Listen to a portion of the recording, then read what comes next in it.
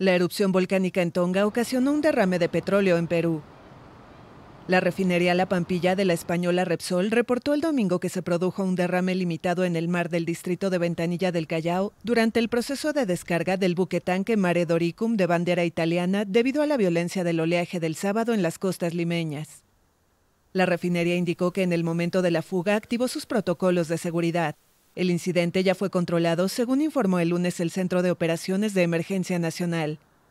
Las labores de control y limpieza de crudo del litoral continúan sin que se haya informado aún la cantidad del crudo derramado.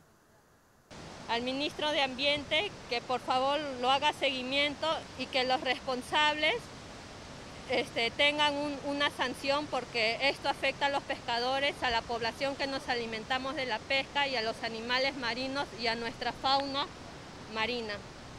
La Marina constató el domingo que el personal del buque y el terminal multiboyas colocaron barreras de contención de unos 500 metros de longitud. También hallaron 3 embarcaciones que realizaban la limpieza y recolección del hidrocarburo en el área afectada. La Capitanía del Puerto de Callao confirmó que el buquetanque de bandera italiana se encuentra fondeado con impedimento de zarpe en esa bahía hasta terminar con las investigaciones.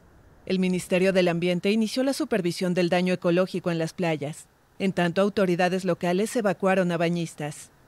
La erupción volcánica submarina en el Pacífico desató el sábado el pánico en las islas del Reino del Tonga, con un tsunami que provocó olas de 1,20 m y alertas en varios países con litoral en ese océano. 2 personas en Perú perdieron la vida debido al alto oleaje.